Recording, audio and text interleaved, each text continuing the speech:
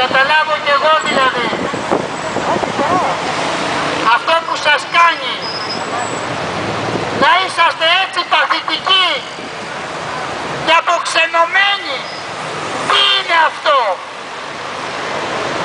Τους έχετε τόσο εμπιστοσύνη, δεν τους είδατε τα αποτελέσματά τους?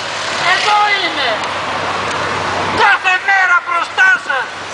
Δεν τους συγχαθήκατε ακόμη.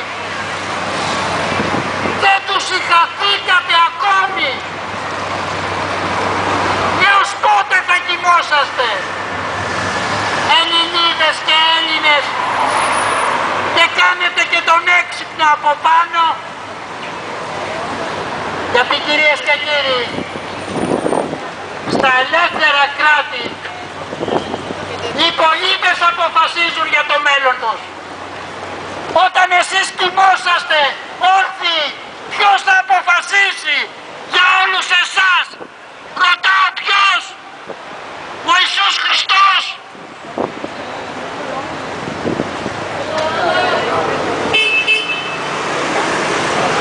Το είπα, το επαναλαμβάνω. Το κλειδί το κρατάτε στα χέρια σας. Μπορείτε να το χρησιμοποιήσετε. Αν μπορείτε να το χρησιμοποιήσετε, μπορεί και η Ελλάδα επιτέλους κάποια στιγμή να βγει από το αδιέξοδο.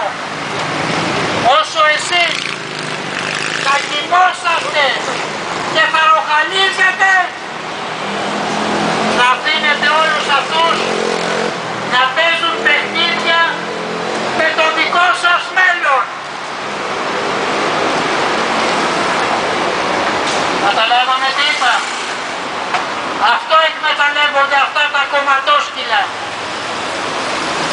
Αυτό εκμεταλλεύονται όλοι αυτοί οι λοποδίτες. Ότι όπως και να σας φερθούν, εσείς δεν ξυπνάτε ρε με τίποτα. Τι πράγμα είναι αυτό?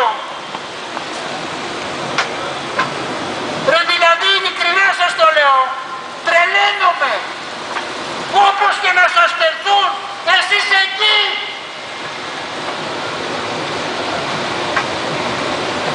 Δηλαδή έχω σαλτάρινα που δεν μπορώ να καταλάβω. Τόσο ευχαριστημένοι είσαστε.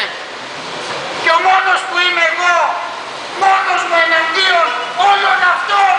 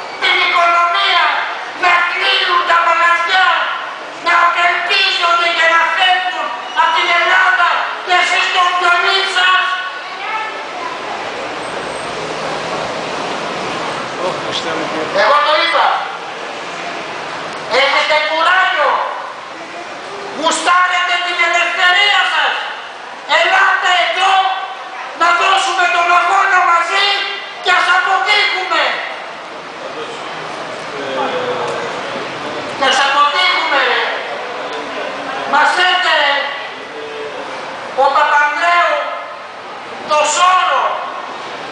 Τι να κάνει ο Σόρος στην Ελλάδα? Ξέρει ο Σόρος που βρίσκεται η Ελλάδα? Ξέρει ο Σόρος πως την κάζω εγώ με 450 ευρώ σύνταξη? Τι μας τον έφερες ρε το Ζόρο? Να κάνει στην Ελλάδα τι ρε ο Σόρος? Να πουλήσει μυαλό?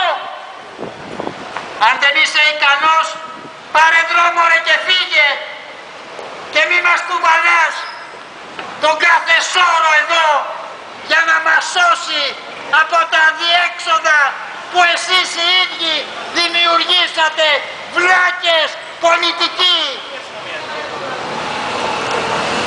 Βλάκες πολιτικοί, ανίκανοι, άχρηστοι, που κάνατε